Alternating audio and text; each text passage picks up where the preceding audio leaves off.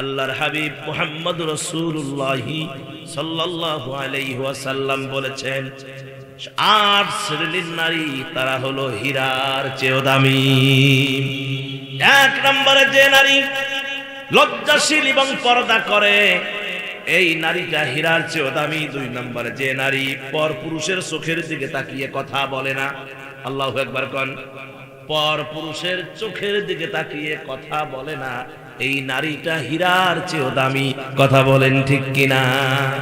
এ মা, ব্যবসা করতেছেন করেন, চাকরি করতেছেন করেন মা, ও মা, শরীয়তের লাগাম দিয়ে পর্দার সাথে আপনি সব কাজ করতে পারবেন, শরীয়ত বাধা দেয় নাই। তবে মা, খেয়াল করতে হবে, আপনি তাকালে আপনার স্বামীর দিকে তাকান, তাহলে সওয়াব পাবেন, পর পুরুষের দিকে তাকালে গুনাহ হবে। আমার নবী বলেছেন, যে নারীটা পর পুরুষের দিকে চোখে চোখ রেখে কথা বলে না, ওই নারীটা হীরার চেয়েও দামি। 3 নম্বরে যে নারী পরিবার ছাড়া অন্য কোথাও রাত্রি যাপন করে না, পরিবার ছাড়া অন্য কোথাও রাত্রি যাপন করে না, ওই নারীটা হীরার চেয়েও দামি। 4 নম্বরে যে নারী নিজের আপনজন ছাড়া অন্য কোথাও ভ্রমণে বাহির হয় না, নিজের আপনজন ছাড়া অন্য কোথাও ভ্রমণে বাহির হয় না, ওই নারীটা হীরার চেয়েও দামি। 5 নম্বরে যে নারী অন্য বেগানা পুরুষের সাথে হাসি তামাশায় মত্ত হয় না, বেগানা পুরুষের সাথে হাসি তামাশা করে না। স্বামীর সঙ্গে হাসি তামাশা করবেন, ইয়ারকি করবেন, স্বামীর সাথে মজা করবেন, সওয়াব হবে। কথা বলেন কেন? স্বামীর সাথে যদি মজা করেন, স্বামীর সাথে যদি আপনি হাসি তামাশা করেন, সওয়াব হবে। কিন্তু পরপুরুষের সঙ্গে হাসি তামাশা করা যাবে না। যে নারীটা পরপুরুষের সঙ্গে হাসি তামাশা করে না, ওই নারীটা হীরার চেয়েও দামি। 6 নম্বরে যে নারী ইজ্জতের হেফাজত করে। কিসের হেফাজত?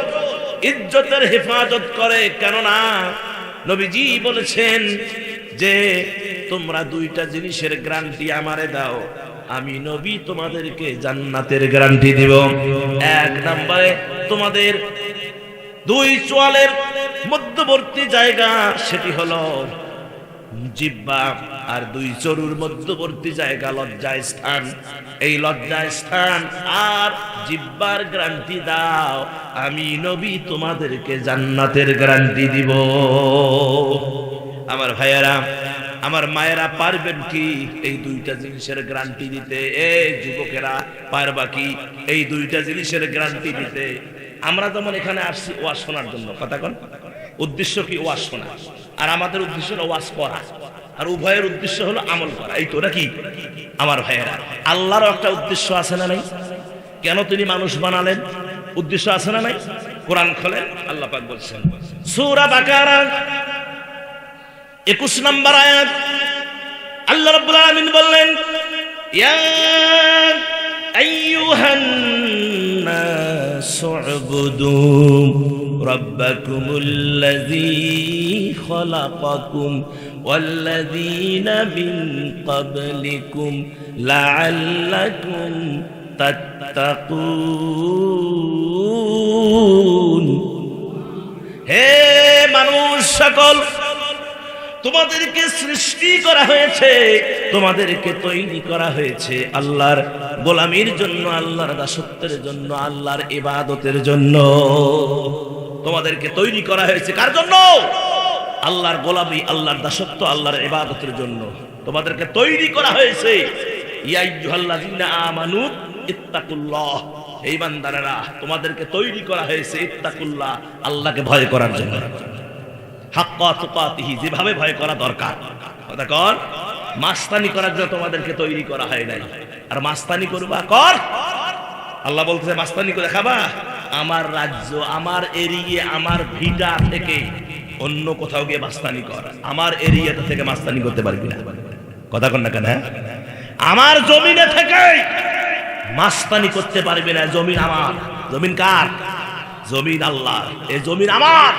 মাস্তানি করার প্রয়োজন হয় অন্য কোন জমিনে চলে যা। কই যাবেন? কই যাবেন? যাবার জায়গা আছে? যাবার জায়গা কোথাও নাই। বিধায় এই জমিনেই যদি বাস করতে হয়, জমিনেই যদি থাকতে হয়, তাহলে এই জমিন যার সেই আল্লাহর আইন মানতে হবে। এই জমিন যার তাকে ভয় করতে হবে, এই জমিন যার তার হুকুম মাফিক চলতে হবে। তেরিবেরি করবা খবর আছে, কথা কোন না? হ্যাঁ, তেরিবেরি করলে খবর আছে।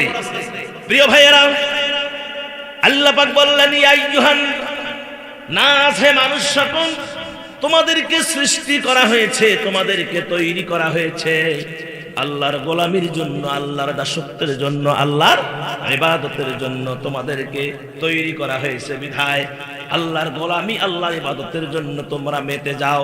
তাহলে মানুষকে আল্লাহ বানালেন কিসের জন্য? জোরে কোন? গোলামির জন্য।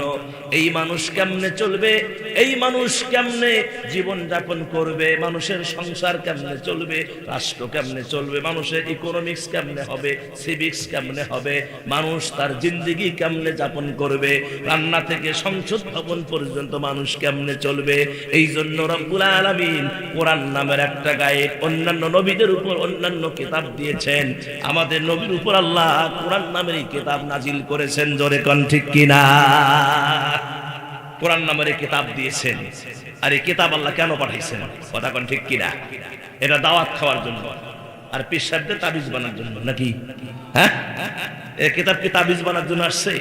এটা কি দাওয়াত খাওয়া? এটা কি এই কিতাব কি আসছে মায়ের বছর কি বাপের 40? কেন আসছে? প্রশ্ন কেন?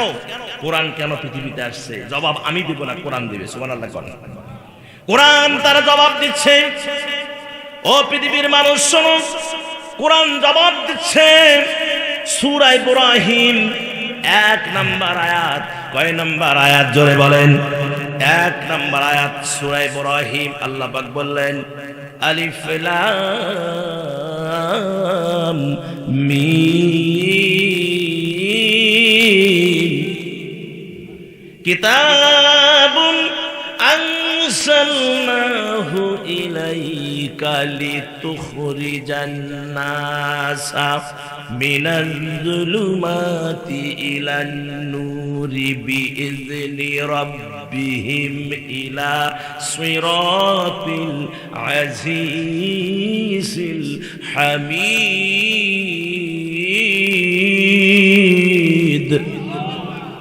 আল্লাহু আকবার বলেন।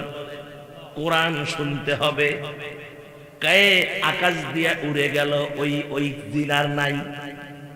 পানির উপর দিয়া যায় নামাজ বিছায়া ভেসে গেল ওই সুযোগ আর নাই। এখন আলোচনা কোরআন থেকে হাদিস থেকে হবে। কথা কন না কেন?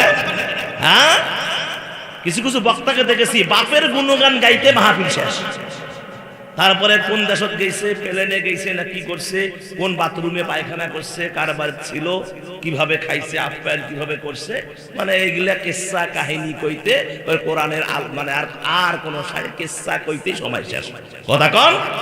আমরা কারো বাপের কিস্সা শুনতে চাই না, আমরা কোরআনের কিস্সা শুনতে চাই। আমরা কারো বাপের কিস্সা শুনতে চাই না, আমরা হাদিস শুনতে চাই, আমরা কোরআন শুনতে চাই, আমরা রাসূল সম্পর্কে জানতে চাই, আল্লাহ সম্পর্কে আমরা জানতে চাই, জাহান্নাম সম্পর্কে জানতে চাই, জান্নাত সম্পর্কে জানতে চাই। কথা বলে ঠিক কিনা? কথা কোন?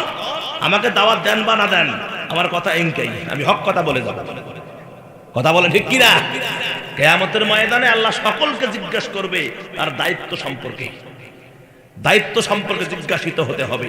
জবাব না দিলে এক কদম সামনে অগ্রসর হতে দিবে না। হ্যাঁ, অত সস্তা? একটাই যে মোটরসাইকেল যে কিনছেন, মোটরসাইকেল যে কিনছেন, বাড়িতে যে বিল্ডিং বানাইছেন, এই যে মেশিন গুলো যে কিনছেন, লঙ্গি বানা মেশিন গুলো যে কিনছেন, এটা কোন টাকা দিয়ে কিনছেন? বাড়ির প্রত্যেকটা ইট কোন টাকার ইট, সিমেন্ট কোন টাকার, বালি কোন টাকার, শ্রমিককে যে টাকা দিয়েছেন কোন টাকার, মোটরসাইকেল যে কিনেছেন কোন টাকার কিনেছেন, এই টাকা কোথা থেকে আপনি উপার্জন করেছেন, কোন খাতে ব্যয় করেছেন, জবাব না দেওয়া পর্যন্ত কারো বাপের ক্ষমতা নাই এক কদম সামনে অগ্রসর হতে পারে কিয়ামতের ময়দানে। অত সোজা? অত সোজা? অনেক যুবক আছে দেখি কিসের মাস্টার ডিগ্রি পাস করছে, কিসের আইএ পাস করছে, বিএ পাস করছে, ঘর হানা বানাইতেছে, আপনার শ্বশুর বাড়ি যৌতুকের আশায় ফার্নিচার দিয়ে ঘর বজাই করবে। লজ্জা লাগে না বেটা? শরম লাগে না? শরম লাগে না? বেলজ্জা কোথাকার? বেলজ্জা কোথাকার, লজ্জা নাই শরম নাই। ওই মানুষের ফার্নিচারের আশায় ঘর বানায় রাখছো, বাপের বাচ্চা হয়ে থাকা কামাই করে রোজগার করে ঘর বাড়ি ভরায়া মোটরসাইকেল কিনিয়া প্রাইভেট কার কিনিয়া যোগ্যতা অর্জন করে তারপর বিয়ে কর, বাপের বাচ্চা হয়ে থাকা। অনেক অভিভাবক আছে এগুলো চরম বেয়াদব, সন্তানকে লালন পালন করছে, লেখাপড়া করছে, বিয়ের বাড়ি যৌতুকের আশায়। কথা কন না কেন? হ্যাঁ, যৌতুকের জন্য হামে দিয়েছে। বাড়ির গার্জিয়ান, লজ্জা থাকা দরকার, শরম থাকা দরকার। কিয়ামতের ময়দানে জবাব দিতে হবে। এখানে অনেকে বসে আছেন যে আপনার বিবাহ করছেন আজ থেকে 40 বছর আগে, 50 বছর আগে, 30 বছর আগে বিবাহ করছেন, আজ পর্যন্ত বউয়ের দেন মোহর দেন নেই, অথচ বিয়ার সময় দেবেন নিচ্ছেন। কথা কন না কেন? লজ্জা লাগে? হ্যাঁ, মনে করছেন যে বাহ কি সুন্দর হয়ে জান্নাত চলে যাবেন না? রাসূল সাল্লাল্লাহু আলাইহি ওয়াসাল্লাম বলেছেন, যদি দেনমোহর পরিশোধ, ওলামায়ে কেরাম আছে জিজ্ঞেস, আমি না থাকার পরে জিজ্ঞেস করিয়েন, দেনমোহর পরিশোধ করে যদি আপনি না করে মারা যান, আপনি পীর সাহেব হন, বুজুর্গ হন, মাদ্রাসার মুহতামিম হন, সুপার হন, সহকারী হন, সাধারণ শিক্ষক হন, আপনি মন্ত্রী হন, এমপি হন, যাই হন না কেন, যদি আপনি দেনমোহর না দিয়ে মারা যান, কিয়ামতের ময়দানে জিনাকারের কাতারে দাঁড়াতে হবে। কিসের কাতারে? নাউজুবিল্লাহ। না নাউজুবিল্লাহ। অনেকে তো আছেন বসি, বউ মরা সে মাপ দিবে, মাপ দিলেও মাপ হবে না, কায়দা করে মাপ নিলে মাপ হবে না। কথা কোন ঠিক কিনা? বিধায় আমি এসেছি ভাই 4টি বছর পরে আপনাদের এই মাঝে আসলাম, তাও কবরস্থানের মাহফিলে আসতে পারি নাই। ডেট চেয়েছিল, আমি ডেট দিতে পারি নাই। ওই যে হুজুর আছে, ডেট চেয়েছিল, ডেট দিতে পারি নাই কর্তৃপক্ষ। আমার ভাইয়েরা এসেছি যখন, দুটি কথা শুনে যান। রাগ করলেন? এ দাদা রাগ করছেন? আমি এখানে এসেছি যে আরো 2-4টা দাওয়াত আমার হবে, এই আশায় আসি নাই। বাংলাদেশটা তো ছোট না, 56,000 বর্গ কিলোমিটার। শুধু বাংলাদেশ না, ভারত, গোটা ভারতবর্ষ, সৌদি আরব, সিঙ্গাপুর, পৃথিবীতে অনেক দেশ আছে। এ দেশে হবে না আরেক দেশে ইসলাম প্রচার করব? এখানে হবে না আরেক জায়গায় হবে? আল্লাহ দুনিয়া তো কম না, তবে আমার তামান্না হাটে 2টা রিং, আমার এই রিং 2টা হাটে নিয়ে গোটা বাংলাদেশ চুষে বেড়াচ্ছি, এই কোরআনের হক কথাগুলো মানুষের কানে কানে পৌঁছে দেওয়ার জন্য। দোয়া করবো আল্লাহ যেন মরণের পূর্ব মুহূর্ত পর্যন্ত কবুল করে, আমিন। আমি আপনাদের খেদমতে যে আয়াতটি পড়েছি সূরা ইব্রাহিম, নাম কি? সূরা ইব্রাহিম, আয়াত নাম্বার কত? 1 নম্বর আয়াত। আল্লাহ বলে আলিফ লাম রা, এগুলো হরফে মুকাত্তাত, অর্থ কে জানে? আল্লাহ জানেন। কিতাব, এটি একটি গ্রন্থ, শেষের অংশটুকু হলো আজিজুল হামিদ, প্রজ্ঞান্তশালী রব্বুল আলামিনের নির্দেশিত পথের দিকে পথভোলা মানুষগুলোকে, আমার ভাইয়েরা, অন্ধকার থেকে আলোর দিকে বাহির করে আনার জন্য আল্লাহ রব্বুল আলামিন এই কোরআন অবতীর্ণ করেছেন। সুবহানাল্লাহ। এই কোরআনটা কি? এই তো শুরু করলে তো সারা রাত আলোচনা করলে তো আলোচনা শেষ হবে না। এই কোরআনটা আসলে কি? আল্লাহ কোরআনটা কি মর্যাদা দিয়েছেন? সূরা ওয়াকিয়া, সূরার নাম কি? সূরাতুল ওয়াকিয়া, আয়াত নাম্বার 77, 78, 79, এভাবে ধারাবাহিক আল্লাহ পাক বলছেন, ইন্নাহু লাকুরআনুন কারীম ফি কিতাবিম মাকনুন। ইন্নাহু লাকুরআনুন কারীম, ইহা এক মহা সম্মানিত কিতাব। জোরে বলেন সুবহানাল্লাহ। এই কিতাবটা কি বাবা? মহা সম্মানিত কিতাব। আল্লাহ পাক এটাকে সুরক্ষিত ফলকে আল্লাহ লিপিবদ্ধ করে রেখে দিয়েছেন। জোরে কোন সুবহানাল্লাহ, আরো জোরে কোন সুবহানাল্লাহ। তাহলে পয়েন্ট বাকি আছে কয়টা? 2টা। একটা হলো 8 শ্রেণীর নারী হীরার চেয়েও দামি, আর একটা হলো কি 6 শ্রেণীর মানুষের সাথে আল্লাহ কিয়ামতে ঘুরেও তাকাবেন না। শুনবেন না যাবেন? শুনবেন? কারা কারা শুনবেন? হাত তুলে দেখান। বাস, হাত নামান। আমাকে একটা স্লিপ দেওয়া হয়েছে, যেহেতু আমার সময় হলো 11টা পর্যন্ত। 11টার পরে আজকের এই মাহফিলের যিনি মধ্যমণি, আপনাদের সকলেরই মাথার তাজ, মাথার মুকুট, আমারও মাথার মুকুট, ফুরফুরার দরবারের আওলা। কথা কোন ঠিক কিনা? ফুরফুরার দল এটা হক দল, কোনো এক বিন্দু মাত্র সন্দেহ নাই। ফুরফুরার দল হক দল, ফুরফুরার দল আমার রাসূলের শ্বশুর কি হযরতে আবু বকর সিদ্দিক রাহমাতুল্লাহ রাদিয়াল্লাহু তাআলা আনহুর ডাইরেক্ট ব্লাড কানেকশন। সুবহানাল্লাহ। এটা একেবারে বিন্দু মাত্র সন্দেহ নাই। এই ফুরফুরার দল যারা করবেন, ভাই যারা ফুরফুরায় যারা আছেন, যারা ফুরফুরার মুরিদ, আমার ভাইয়েরা, ফুরফুরার মুরিদ হয়ে আপনাদেরকে সুদ খাওয়া যাবে না। ফুরফুরার মুরিদ হলে আপনাকে সুদ ছেড়ে দিতে হবে, ঘুষ ছেড়ে দিতে হবে। জেনা, ব্যভিচার, অন্যায়, মানুষের জমি বেদখল করে থাকলে ফুরফুরার পীর সাহেবের মুরিদ মানুষের জমি বেদখল করতে পারে না। ফুরফুরার পীর সাহেবের মুরিদ মানুষের, ফুরফুরার ভক্তরা মানুষের অন্যায় করতে পারে না, জুলুম করতে পারে না। ফুরফুরার যারা আছে আমার ভাইয়েরা, তারা আল্লাহওয়ালা, আল্লাহওয়ালা তারা। আল্লাহ যেন তাদেরকে সহি এই বুঝগুলো দান করে, এই দরবারের সাথে লেগে থাকার তৌফিক দান করেন। সকলে বলি আমিন। কোনো কিছু দান করার পর যারা খোটা দেয়, আপনি কাউকে কিছু দান করছেন, কিছুদিন পরে দান করার পরে আপনি খোটা দিচ্ছেন, রে ভাই তোমাকে দিলাম, মানে অপমানজনক কথাবার্তা বলতেছেন, এটা আল্লাহ পছন্দ করে না। দান করে খোটা দেওয়া যাবে না। আর দান করে যারা খোটা দেয়, নবীজি বলেছেন কিয়ামতের ময়দানে আল্লাহ তাদের দিকে ঘুরেও তাকাবেন না। বাস। 2 নম্বরে টাকনুর নিচে, টাকনুর নিচে যারা কাপড় পরে অহংকার বশত, টাকনুর নিচে যারা কাপড় পরে, পরনের কাপড়, লুঙ্গি হোক, পায়জামা হোক, প্যান্ট হোক, যেটা আপনি পরেন, এই পরনের কাপড়টা যদি কেউ টাকনুর নিচে পরে, আল্লাহ রাব্বুল আলামিন হাবিব বলেছেন এই অহংকারীকে আল্লাহ রাব্বুল আলামিন তাদের দিকে আল্লাহ কিয়ামতের ময়দানে ঘুরেও তাকাবেন না। 3 নম্বরে অহংকারী ফকির। অহংকারী ফকির আপনার গ্রামে আছে নাকি? অহংকারী ফকির আছে? ফকিরের আবার অহংকার থাকে? হ্যাঁ, টাকা দিবেন, যে সিরা হয় তার শেষ টাকা নিবে না, সিরা টাকা নেয় না। 5 টাকা দিলে চোখ বড় করে তাকায়, 10 টাকার নিচে ভিক্ষা নেয় না। হিজলারা দেখেন না, 10 টাকার নিচে ওরা নিবে না। এমন সিন্ডিকেট শুরু করবে, যারা ওদের পাল্লায় পড়ছেন তারা বুঝছেন যে মজা কারে পায়। কথা কন, এই যে সমানে তালি মারবে, কাপড় তুলবে, টাকা দেবে, গায়ে হাত দিবে, মাথা খারাপ, মনে হয় দেশটা ওমারে। কথা কন, যে পাওয়ার দেখায় মনে হয় দেশ কি ওদেরই দেশ। আমার ভাইয়েরা, ওদের ব্যবহারে মনে হয় যে আমরা ওদের বাড়িতে ভাড়াটিয়া হিসেবে আছি, এরকম ব্যবহার করে আমাদের সাথে।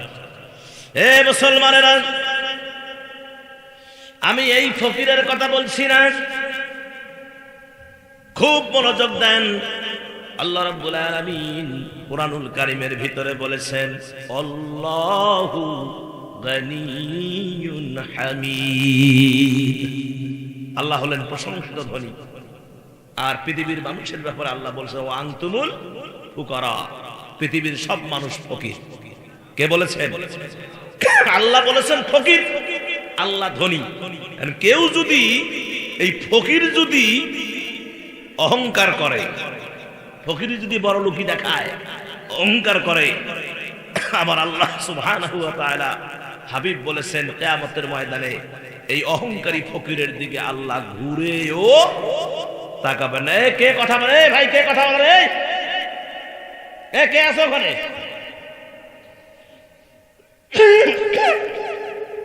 এত কথা হইছে, তাহলে অহংকারী ফকির যারা, তাদের দিকে আল্লাহ ঘুরেও তাকাবেন না। বাস। 4 নম্বরে বৃদ্ধ বয়সে যারা জিনার কাজ করে, বুড়া হয়ে গেছে তারপরেও জিনার কাজ ছাড়ে না, এমন কিছু বান্দর আছে না নাই সমাজে? আরো জোরে কোন আছে না নাই? এরকম বান্দর সমাজে অনেক আছে, বুড়া হইছে তারপরেও জিনার কাম ছাড়ে না। এই বুড়া বান্দরদের দিকে আল্লাহ ঘুরেও তাকাবেন না। 5 নম্বরে মিথ্যা সাক্ষী যারা দেয়, মানুষকে বেকায়দায় ফেলিয়ে দেয়, এমনকি ওর মিথ্যা সাক্ষীর কারণে অনেকের জেল হয়ে যায়, মিথ্যা সাক্ষীর কারণে ফাঁসি হয়ে যায়। কথা কোন ঠিক কিনা? এই মিথ্যা সাক্ষী যারা দেয় এদের দিকে আল্লাহ ঘুরেও তাকাবেন না। আর 6 নাম্বার হলো মিথ্যাবাদী শাসক যারা, এদের দিকে আল্লাহ ঘুরেও তাকাবেন না। সবচাইতে উত্তম জেহাদ হচ্ছে কি জানেন? সবচাইতে বড় জেহাদ কি? সবচেয়ে বড় জেহাদ হলো অত্যাচারিত শাসকের সামনে সত্য কথা বলা।